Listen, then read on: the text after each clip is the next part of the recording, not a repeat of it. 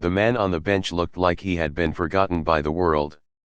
It was a cold evening in late October, the kind that made the wind feel sharper than it really was. People hurried past with their coats pulled tight, eyes focused straight ahead, too busy to notice the quiet figure sitting near the bus stop. His shoulders were slumped, his hands trembling slightly, and his eyes carried a weight that words could never fully explain.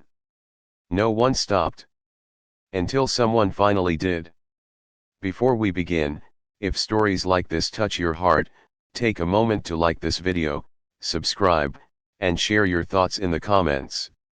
Welcome to Kind Truth Stories, where real emotions meet real life, and where small acts of kindness can change everything. Emma Carter had always believed in being kind.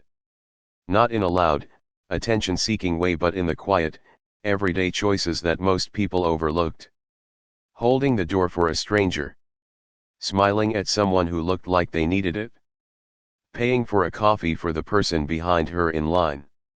She didn't think of herself as special. To her, kindness was just normal. That evening, Emma had just finished a long shift at the hospital where she worked as a nurse. Her feet ached, her head was heavy, and all she wanted was to go home, curl up under a blanket, and forget about the chaos of the day. But as she approached the bus stop, something made her slow down. It was the man on the bench. At first, she walked past him like everyone else. Just another stranger in a city full of strangers. But after a few steps, she stopped. Something didn't feel right. She turned around. He hadn't moved. The cold didn't seem to bother him, or maybe it did, and he just didn't have the strength to react anymore. His coat was thin, worn out at the edges, and his shoes looked like they had seen better days years ago. Emma hesitated. A small voice in her head whispered, "You're tired. It's not your problem. Just go home."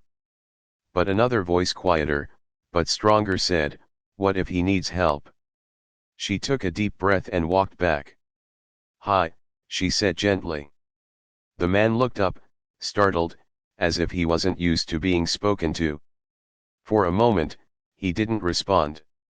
Then, in a voice that was rough and low, he said, "Hi. Are you okay?" Emma asked. He gave a small, almost bitter smile. "Depends on what you mean by okay." Emma sat down beside him, ignoring the cold metal of the bench. "My name's Emma," she said. He nodded. "David." They sat in silence for a moment, the sound of passing cars filling the space between them. "You look like you've had a long day," Emma said. David let out a soft laugh. "More like a long year." Something about the way he said it made Emma's chest tighten. "Do you have somewhere to go tonight?" she asked carefully. David shook his head. "Not really." That was all he said.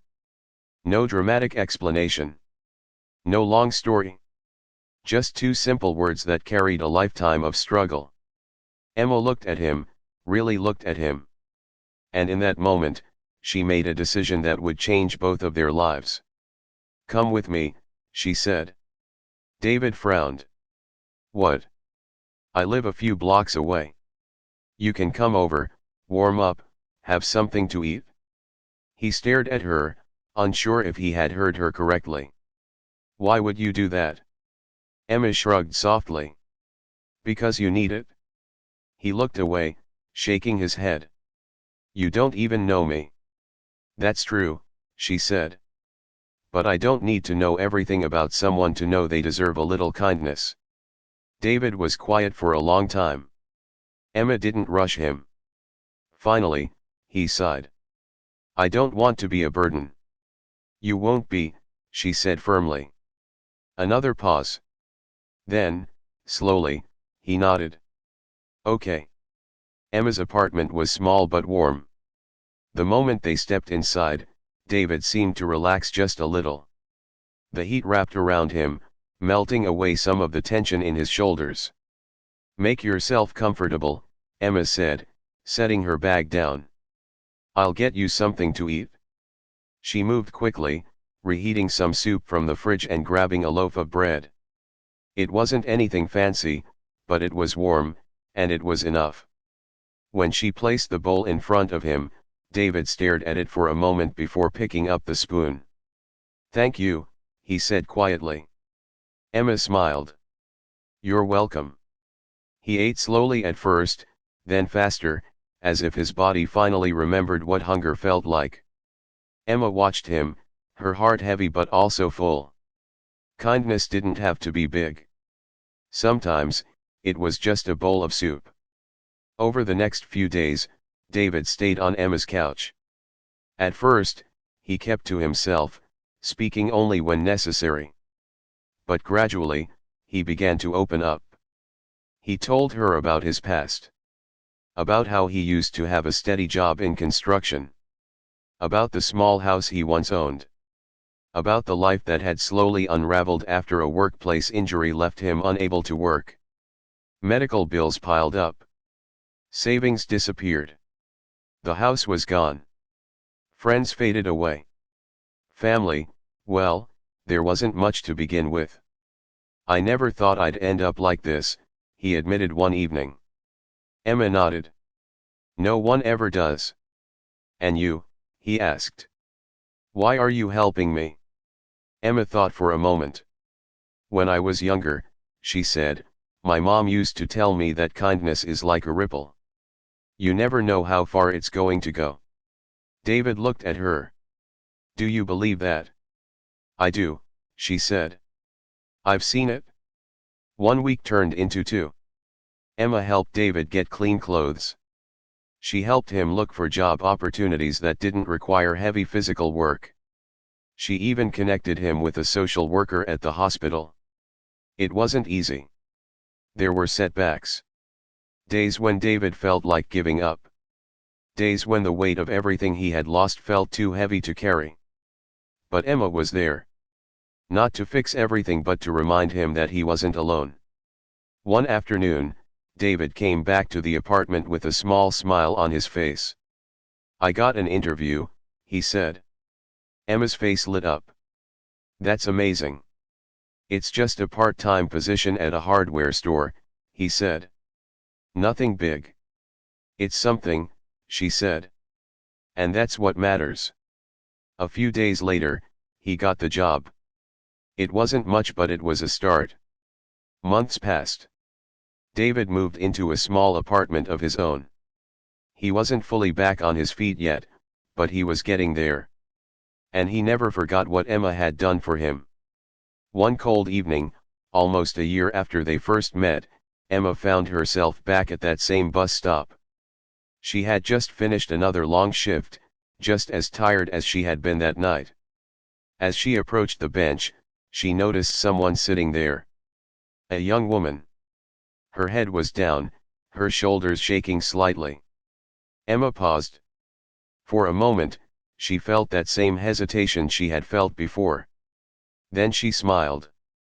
Because she already knew what she was going to do. She walked over. "Hi," she said gently. The woman looked up, her eyes filled with tears. And in that moment, Emma saw something familiar. Not just pain, but possibility. Kindness has a way of coming full circle. What Emma didn't know was that across the street, David was watching. He had just finished his shift and was heading home when he saw her. He saw her sit down beside the young woman. He saw her listen. He saw her care. And he smiled. Because now he understood. Kindness wasn't just something you gave. It was something that lived on. A few days later, David did something he had never done before. He bought an extra sandwich on his lunch break. As he walked back to work, he noticed a man sitting on the sidewalk, looking tired and hungry. David hesitated. Then he remembered. He walked over. "Hey," he said. "You hungry?" The man looked up, surprised. "Yeah," he said. David handed him the sandwich. "Here you go." The man took it, his eyes softening. "Thank you." David nodded. "No problem." As he walked away, he felt something warm in his chest. Something he hadn't felt in a long time. Hope. The truth is, kindness doesn't have to be perfect. It doesn't have to be planned. And it doesn't have to change the whole world in one moment. Sometimes, it's just about showing up. About seeing someone who feels invisible and reminding them that they matter. Because you never know what someone is going through. You never know how close they are to giving up. And you never know how much your small act of kindness might mean to them. Emma never thought that stopping at a bus stop would change her life. David never thought that accepting help would lead him back to hope. And that young woman on the bench? Maybe one day, she'll do the same for someone else. Because that's how kindness works. It spreads. It grows. It connects us in ways we can't always see. So the next time you see someone who looks like they're struggling, the next time you feel that quiet voice telling you to help, listen to it. Because even the smallest act of kindness can create a ripple that lasts a lifetime. And in a world that often feels too busy, too loud, and too divided, kindness might just be the one thing that brings us back together.